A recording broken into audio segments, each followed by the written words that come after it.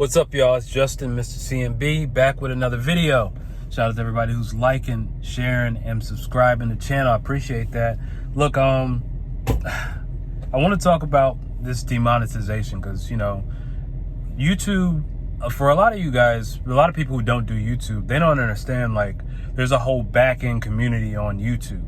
A lot of these creators, we talk to each other, we know each other.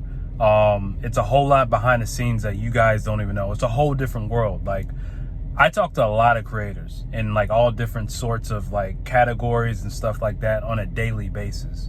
But one thing you don't know, and you know, obviously these creators are bigger than me. I'm still growing my channel. One of the things which pretty much everybody should know at this point, a big YouTube channel, especially that's based out of here in Miami, Fresh and Fit, they got demonetized. And that's, you know, for a lot of people, that's a huge blow to them, you know, as far as when it comes to YouTube, the AdSense and the monetization. Now, I'm pretty sure there's other videos that made things about like how other ways you can get paid on YouTube. I'm not going to really talk about that. What I want to discuss is why YouTube demonetizes people. Now, for those of you who don't know, is that, you know, when you actually hit 500K subs, and the reason why I know this is because, like I said, I talk to a lot of YouTubers, a lot of big YouTubers on the back end. Like, you'd be surprised the people that I talk to on a daily basis.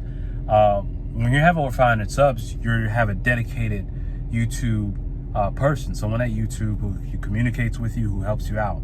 Now, the thing is the help isn't as helpful as you would say it would be, as it should be. Like, where you have some of these other companies like Rumble Locals who deal directly with these creators, and not even Patreon, I wouldn't say them also too. But these guys, you know, once you hit 500K subs, you have like a dedicated YouTube assistant, but they pick and choose who they actually want to demonetize. Like, this thing is real. When there's like when you're being targeted, they can target you, because trust me, I've seen some things on YouTube, and you've probably seen some things on YouTube, and you're like, how is this still up on YouTube? And then you'll see something like innocent, and you'll be like, why did that get flagged? Why did they get flagged? Why did it get taken down? Honestly, they pick and choose. I can't really speak about in detail about exactly what they do, which I can do on another platform. Maybe at some point when this channel grows, I'll create like a locals account and like talk to you guys about it. But I can't really talk about it here on YouTube, because I know a lot of stuff that goes on behind the scenes that you have no clue about. A lot of stuff. And I can't really get into it. But honestly, they demonetize people because they pick and choose.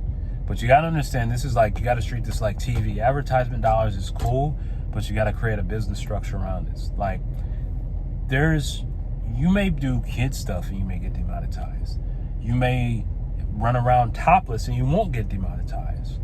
As crazy as this sounds, this is kind of how YouTube is. This is where we're at with YouTube.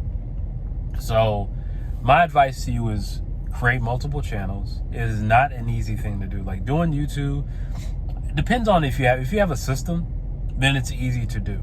But like I said, a lot of people who do YouTube, they really work. Like, this is not like an easy thing to do.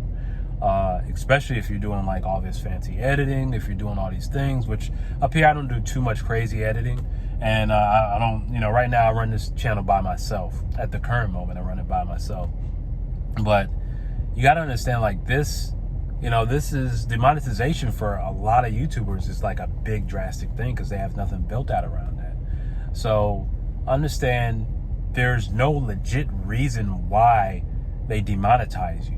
You're just being targeted, and that's just kind of what it is.